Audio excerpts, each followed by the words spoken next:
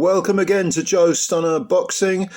Jaime Munguia, as I'm sure you know, defeated John Ryder at the weekend.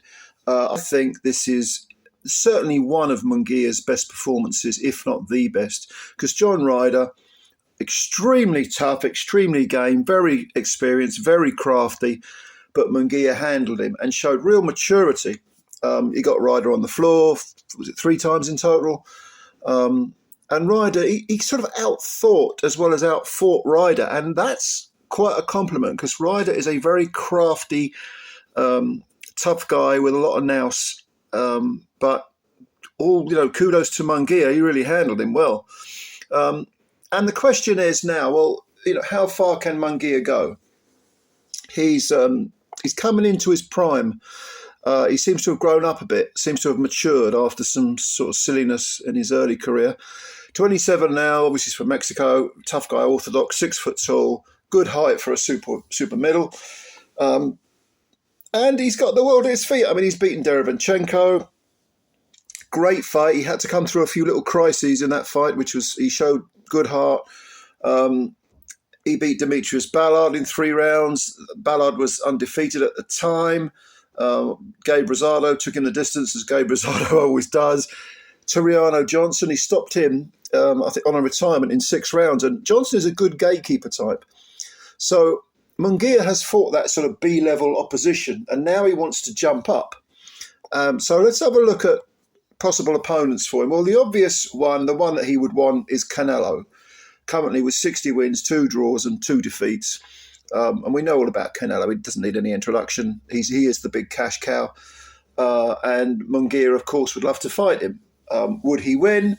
In my opinion, probably not. I would pick Canelo to probably outpoint Munguia. But, Munguia would be a live underdog, definitely. I just think Canelo's got a bit too many tools in the toolbox. You know what I mean? He's very good in so many different ways. I don't think Munguia would be able to just put pressure on him without getting something back. So I would definitely pick Canelo to beat Munguia.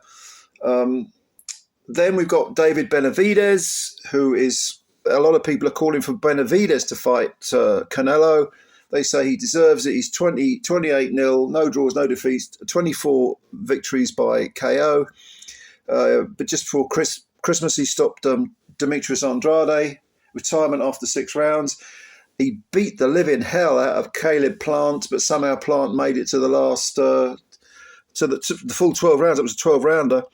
And he's got David Lemieux, final fight, knocked him out in 3 rounds. Lemieux really tried to put it on Benavidez, but he just wasn't big enough. He's beaten Anthony Durrell, stoppage in 9, Julian Love. That's nothing, no great shakes. I mean, I'm going back to 2019 now. So again, Benavidez has fought, decent opposition, B-level opposition. But I think this would be a great matchup, Benavidez and Munguia. Who would I favour? I would slightly favour Benavidez. I think Benavidez, again, he's a little bit bigger. I think he's a little bit taller, a couple of inches taller than Munguia. And has just a little bit too much skill, a little bit too much refinement for Munguia. Again, Munguia, definitely a live underdog. Wouldn't entirely surprise me if he won, but I'd have to pick Benavidez over Munguia. I think he'd probably grind him down, might stop him late. But again, I could be wrong. One fight that I think Munguia should look for, and one that I think he would definitely win, and it would look good on his record, is Christian Mbili. Christian Mbili, undefeated in 26 fights. He was seen, what was it? It was earlier this month, wasn't it? It wasn't before Christmas. I think it was earlier this month. Beating the crap out of Rowan Murdoch of Australia. Murdoch retired after 6 rounds. And Mbili, he's from the Cameroon originally, based in France, 28 years old, orthodox fighter. Glossy record, 26-0, 22 KOs. But, he's fun to watch because he comes forward and just throws punches at but he just walks in the front door all the time. He stands square on, he's firing all sorts of punches, hurtful punches, both hands, varies his work. He's not a bad fighter. It's just that there wasn't enough again, I get back to that word refinement. There isn't enough schooling in him to handle the absolute top dogs. And I think he'll get found out Mbele. I would definitely pick Munguia to beat Mbele. I would certainly pick Canelo and Benavidez to beat him. Another possible matchup for Munguia, maybe Caleb Plant, who's still floating around, 22 wins, 2 defeats at the moment. Did go the distance with Benavidez. If Munguia could stop him, that might be a statement, just as it was when he stopped Ryder and Canelo couldn't. Edgar Berlanga, undefeated, 21 wins, no draws, no defeats. Put him in with Munguia, definitely. He's got 16 KOs in the 21 wins. Last seen beating up Jason Quigley. That was a unanimous decision. I would probably pick Munguia to beat Berlanga. Berlanga's from the US, 26, so he's coming into his prime, physically anyway. 6'1", orthodox fighter. Yeah, he'd be game, but I would definitely pick Munguia to beat him. Probably a late-ish stoppage around 8, 9, 10. He might go the distance, but I would say a late stoppage for Munguia in that one. Melikuziev, what's it called? Bektemir Melikuziev. That'll be a fun fight. Melikuziev has 1 defeat on his record where he got flattened by Gabe Rosado in 3 rounds, got countered. Very, very aggressive, very open, loves slinging punches, huge salvos of punches. Hasn't got many people on his resume that jump out and hit you. I would strongly favour Munguia to beat Melikuziev by stoppage. Melikuziev's 27, so again, he's in that sort of prime age bracket. He's the southpaw. And yeah, originally from Uzbekistan. I think he's based in the US now. But here's the one that I want to talk about this guy. I have done a video on him previously, and that is David Morrell, because I think David Morrell is the best of the lot. And people say to me, what are you talking about? He's only had 10 fights. He's, Cuban guy, 26 years old, 6'1", southpaw, beautiful fighter. I mean, really, sometimes it is how you get your work done. And Morrell, even though he has no one on his record, I mean, all right, he stopped Delantis Fox in 4, and last time he beat Agbeko, Senar Agbeko, is it, in 2 rounds. And Yerebos Nuli, I can't remember his first name, Yerebos Nuli, he stopped him in the 12th round. That was a savage fight, but that was a brilliant performance. Yerebos Nuli was undefeated in 16 fights. And Morrell just outthought and outslicked him and knocked him out in the 12th and final round. It was a real brutal beating.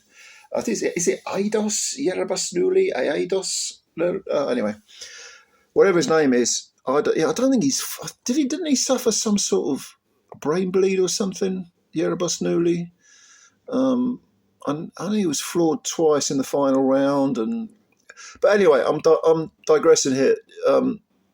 Morrell, in my opinion, even though I have no evidence on paper for it, because I agree his resume is not the same as other fighters, I still think when all is said and done, and when Canelo has moved on and gotten over the hill and maybe is retired or whatever, I think the last man standing will be David Morrell. I think he's a brilliant, brilliant fighter. And I would certainly pick him to stop. I pick him to beat everyone. I pick him to beat Benavidez. All the fights I've mentioned, I would pick him to stop Munguia. Possibly stop Benavidez. I don't know. Maybe points. But he's my favourite, David Morrell. So when all is said and done, Diego Pacheco's another one. He's 20-0, isn't he? And he ain't a bad fighter. He's 17 KOs, so he's got a bit of pop. He's only 22, though. 6'4", so very tall for a super middle. I wouldn't put him in with the top dogs yet. He's only 22. He seems to be like half a generation underneath the others. Do you know what I mean? So no, I wouldn't put him in there. He looks the part. He's looking good, Diego Pacheco. But yeah, when you consider the real contemporaries, the real peers for Munguia, I think he beats a few and loses to a few. And that's not an insult at all. I mean, these are all top guys. And as we know, the higher you get on the ladder, in terms of talent, the margin of error becomes so much slighter, and it can be a percent or two difference that separates the winner from the loser. So I've got a lot of time for all these fighters, but there's so many great matchups to be made in the super middleweight division. The super middleweights have really come alive now. And yeah, I'd like to see. I love watching Munguia. He's a fun fighter. I love watching Benavidez. And Bele's a lot of fun, but Morel's my favourite. But whatever you think, leave your comments below. Let me know what you think. Who do you think is going to be the last man standing? Who do you think Munguia beats, and who do you think he loses to?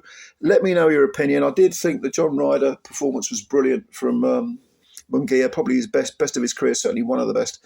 But let me know your thoughts. Subscribe to the channel if you're new. If you could do that, that'd be fantastic. And hit the like button as well. I always appreciate your time, and I'll catch you later. Bye for now.